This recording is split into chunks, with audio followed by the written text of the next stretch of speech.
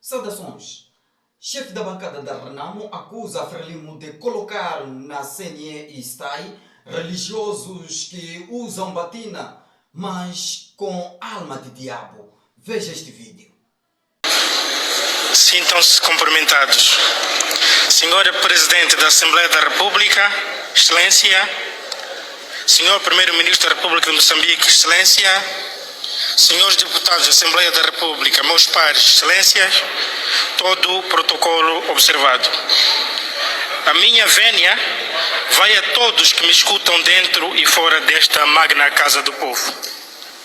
Permitam-me iniciar esta intervenção reiterar a pergunta que com muitos partilhei na última comunicação que fiz a partir deste pódio, que é a seguinte: se o povo, através do seu voto, decide substituir aqueles que os governam por mecanismo democrático, mas, no entanto, aqueles que estão no poder decidem não entregar o poder aos novos eleitos, qual é a alternativa que resta ao povo para fazer valer a sua escolha? Excelências, foi com um misto de dor, frustração e indignação que assistimos incrédulos no dia 7 de fevereiro de 2024 o assassinato da democracia multipartidária, alicerçada em dois pilares fundamentais, a saber, a soberania popular na escolha dos seus dirigentes para a condução dos seus destinos, bem como a descentralização, elemento fundamental para a entrega do poder ao povo, a chamada governação participativa, chave para o desenvolvimento e prosperidade de qualquer país. Estas premissas fundamentais para a construção de um Estado de Direito democrático foram pisoteadas no dia 7 de fevereiro ao ser negada a governação dos verdadeiros eleitos pelo povo. O povo protestou, gritou, reclamou, manifestou-se, marchou, mas os ímpios fizeram ouvidos de mercador e responderam com gás lacrimogéneo, balas de borracha, balas verdadeiras, detenções desenfreadas, num verdadeiro genocídio perpetrado contra a soberania do povo. No dia 7 de fevereiro, um grupo de maltrapilhos, negados pelo povo, assaltou o poder nas 60 autarquias de Moçambique perante o silêncio ensurdecedor da comunidade internacional. Aqui agora vai o nosso reconhecimento ao esforço da comunidade internacional, pois pela primeira vez emitiu um veemente protesto ao fraudulento processo eleitoral autárquico. Todavia, não foi repugnante em nosso entender, porque roubar votos, falsear resultados é algo repugnante. Daí o nosso vigoroso apelo à comunidade internacional para não se deixar intimidar a bem da implementação de uma democracia genuína em Moçambique. Temos a crença que todos pautamos pela mesma democracia, sem distinção de qualquer índole. Democracia para a África, Europa, América, Ásia.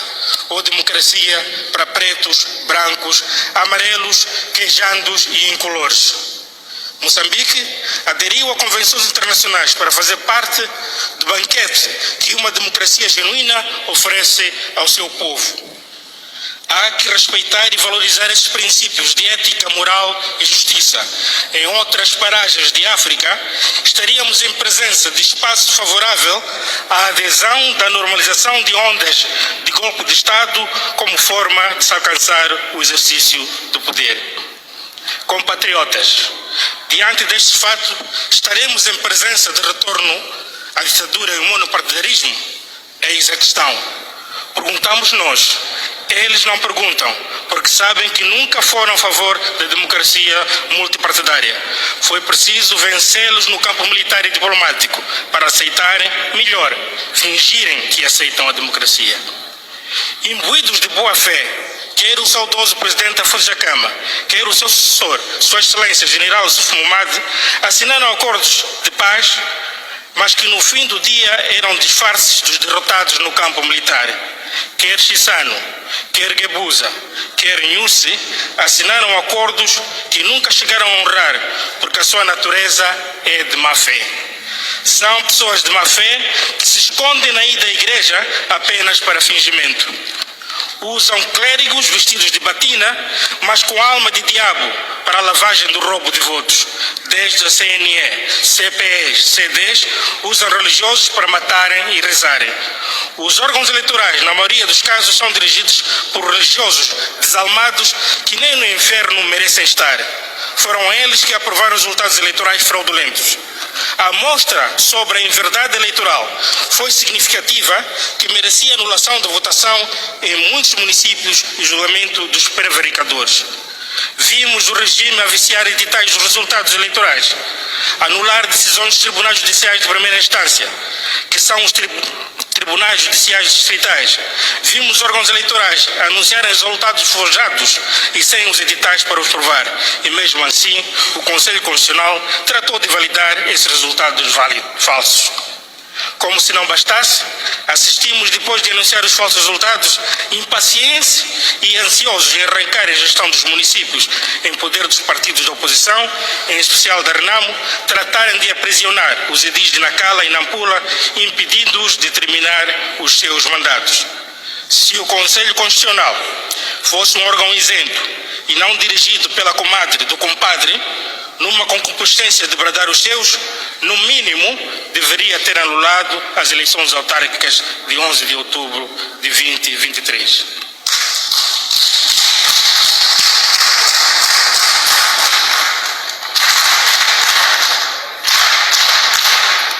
Excelências, no dia 27 de fevereiro, fechou-se o ciclo iniciado a 11 de outubro de 2023 nas urnas, com a gangue de matrapilhos que governa o país desde a independência nacional a negar entregar o poder ao povo.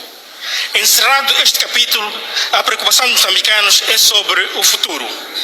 Como será nas eleições gerais de 9 de outubro de 2024, perante o ensaio maquiavélico feito nas autárquicas? Será que fizemos mal a entregarmos as armas num gesto de compromisso de paz iniciado pelo saudoso presidente Afonso Dhlakama e concluído por Sua Excelência Presidente Ossuf Mahamadou? Algumas mentes tacanhas pensam que o que faz a guerra são as armas. Pura metafísica. A pior arma que pode levar à guerra é a pobreza, a discriminação, a limitação das liberdades consagradas na Carta Universal dos Povos. A arma não faz a guerra. Quem faz a guerra é o homem no seu desespero total. A falta de emprego para jovens os torna vulneráveis para serem recrutados e usados para atos de desespero. Estamos a assistir em Cabo Delgado uma guerra que não tem explicação por parte do governo, e com a aproximação do fim do mandato do atual governo, há o recrudescimento das ações militares em Cabo Delgado. Que mensagem querem transmitir? Parece que as eleições incomodam a falange neste país. Afinal, qual é a via que querem?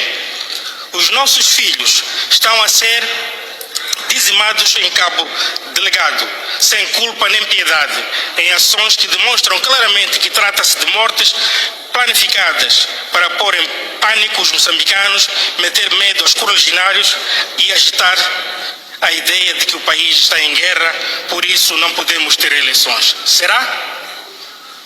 Não conseguiram empurrar o presidente Ossuf para a guerra. Por isso a solução é pegar nos recrutas militares, nossos filhos, para serem carne de canhão. E como o presidente Ossuf não aceita fazer a guerra, porque isso não vai beliscar nenhum dirigente da Frelimo. Antes, pelo contrário, vão encher os seus bolsos e as barrigas à custa da guerra. Como não conseguiram, dizia eu, levam a cabo uma campanha contra a sua liderança, porque aperceberam-se que ele vence batalhas sem disparar um tiro sequer, e isso contraria os seus propósitos. A Renamo descobriu isso em tempo útil. O saudoso presidente Afonso Dhlakama, nos últimos encontros que realizou com os seus quadros na Serra da Gorongosa, disse alto e em bom som que ninguém da Renamo deve recorrer ao uso das armas para reivindicar seja o que for. Chega de guerra. O nosso povo merece estar a viver em paz. E dizia, os comunistas de ontem, capitalistas de hoje, em Moçambique querem dar a entender ao mundo que a Renamo é um instrumento de guerra. Nestes termos, a pergunta que não se quer calar é: quem está a disparar em Cabo Delgado? É a Renamo? Quem dispara contra a população indefesa que protesta pacificamente contra o roubo de votos? É a Renamo? Mas quem ganhou? Mas quem ganhou? Mas quem ganhou? A Renamo é um partido sério, honra os seus compromissos, fez a guerra para acabar com o sofrimento dos moçambicanos, que eram-se viciados pelos comunistas de hoje, de ontem e capitalistas selvagens de hoje. Nós lutamos e continuamos a lutar pela democracia, pelo respeito pelos direitos humanos e pelo bem-estar geral dos moçambicanos. Excelências, a situação de insegurança em Cabo Delgado está de tal modo crítica a ponto do governo da França ter emitido um comunicado a não aconselhar seus cidadãos de viajarem para Cabo Delgado. Num país normal, cabeças no comando das forças de defesa e segurança teriam rolado, mas como tudo é camarada a mistura com martelanços, continua tudo nas mesmas e pessoas com a situação a piorar. Incongruente com as suas posições, o governo a mais alto nível foi dizendo que conhecia os dirigentes dos terroristas, indicando nomes e dizendo que viam ou frequentavam hotéis nas nossas cidades. Ora essa! Se são conhecidos, por que receia contactá-los para pararem com a guerra?